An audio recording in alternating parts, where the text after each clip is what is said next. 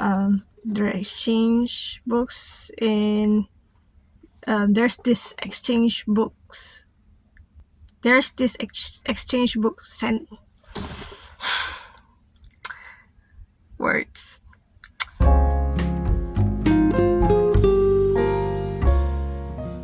So hello, my name is Kelly. I'm a full-time freelance writer specializing in ghostwriting, nonfiction, book manuscript. As for now, I have one book written called You Are Deserving. It is like an Islamic inspirational motivational book about finding your self-worth. And you know what people say about being a writer? You cannot be a writer unless you be a reader. And after seeing numerous of reading vlogs on YouTube for a long time, like I think I want to make my own. Before anything, a little bit about me. Like I usually like non-fiction books. Like in my house now, like 70% of my books are non-fiction books. Only 30% I think is fiction books.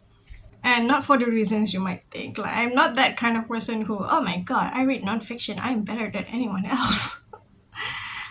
It is just when I read fiction, like it's a whole story that I need to digest, like really in that moment. Because I am such a fast reader, so I tend to read nonfiction in just one sitting. You know, once I sit and open like a novel, I will finish it. I no matter if it's 200 pages, 300 pages, I will finish it.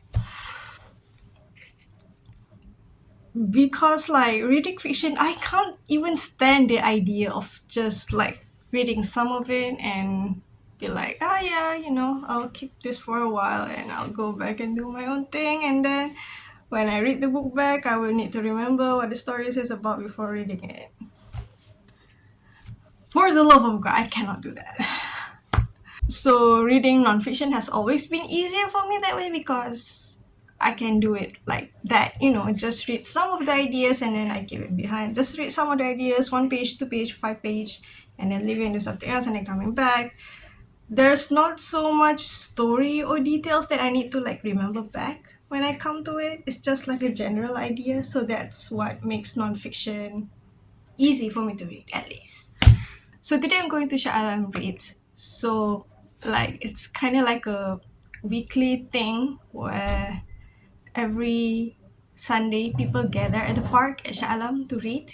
I think they started with Kuala Lumpur Reads. So it started like with like this couple who curates a reading session every Saturday at parks in at a park in Kuala Lumpur, and they have been doing that for years before it gained traction and attention from the local media.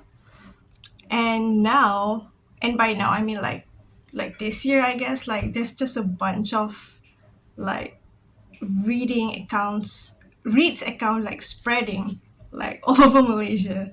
Like there's Petaling Jaya Read, there's Sabri Jaya Reads, there's like even outside of Selangor, like Kuantan, Kota Kinabalu, I think. Uh, so yeah, it's a whole movement now, and I am really, really liking it. I guess I like it because of the fact that a lot of like millennials and even early Gen Zs are realizing that they are being brought up by the age of social media, um, which initially may be intended to like connect people, but ultimately they might feel isolated using it. So now when they are grown up, like there's a lot of initiative for them to host like physical activities or areas, um, physical activities or events for us to try to connect with each other a little bit better. I mean, I like the initiative lah, so. So today I'm going there. Oh yeah, but before that, let me show you something. You know, since this is a reading vlog, I've been wanting to show you the books that I've been reading, obviously. And ta-da, it's a very thick book. So this book is Muqaddimah by Ibn Khaldun. Um, so if I'm not mistaken, Ibn Khaldun is like this amazing scholar who knows about a lot of things, but I guess he was prominent in the civilization part field. I mean,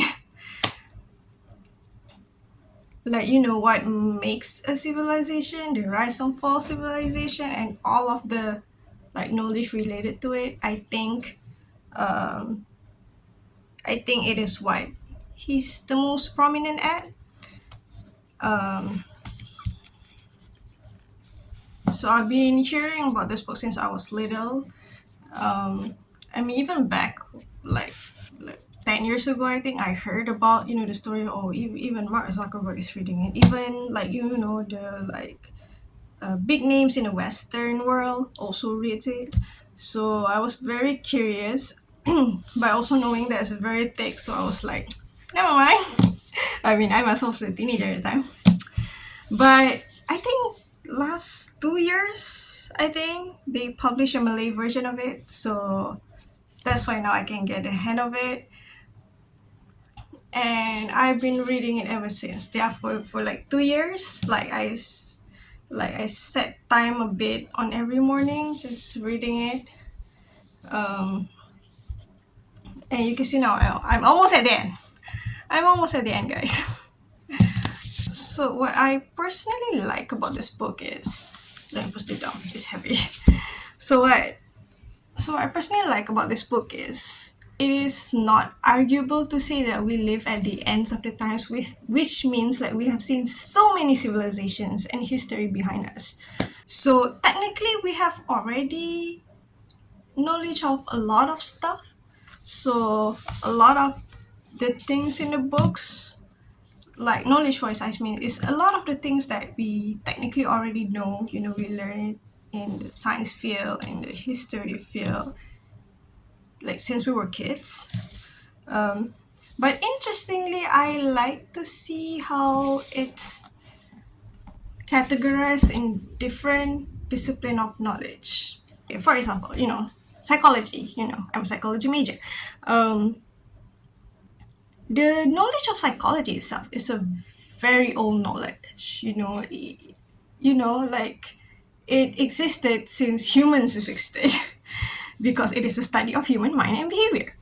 But how do people study psychology? In which discipline of knowledge did it emerge? So, for example, if you take a look at, I guess, like Aristotle or Socrates era, so it was in the philosophy discipline of knowledge. And then, when Christianity and even Islam spread, it is in the religious discipline of knowledge. Like only very recently, relatively recently, 19 something, I don't remember. Like there's this specific discipline of knowledge called psychology, in which where the knowledge in them contains a lot of things that we already know, but when we make like a new discipline of knowledge for it, it's like it helps us see that thing from a different perspective, and thus bringing us to new ways to utilize it and new ways to like solve problem society and whatnot. So this is a very interesting book to read lah, considering all of that. For example, it elaborates the knowledge of chemistry and black magic together. Someone in the modern world wouldn't think of seeing them like together like that. But when you think about it, it makes sense. Black magic requires a lot of elements and materials. It's this blend of chemistry and the knowledge of the unseen and stuff like that. So it's very interesting to see how this book elaborates it. And fun fact, Muqaddimah, the Arabic word Muqaddimah, it literally means the introduction. the introduction, which means like all of this, this very thick book is actually compilation of his introduction to his books. Guys, this is only the introduction. Can you imagine how massive the volume of the actual book? Like, wait, there are six. There are six chapters. I don't know if you can see. There are six chapters. So each of this is like the introduction of that six chapters. Anyways, I had fun reading it like for this past 2 years, and I'm almost at the end. I hope I can update you when I actually finish it. That'll be great. So anyways, that's it about my book. So now let's head on to the park. Hi everyone, we're at the park. Before I get out, I just want to show you something. The book that I'm going to be reading today. Can you see it? Yeah, okay. So I got this from here. I'll just put it here. So it's a group where there are like there are exchange books in there's this exchange books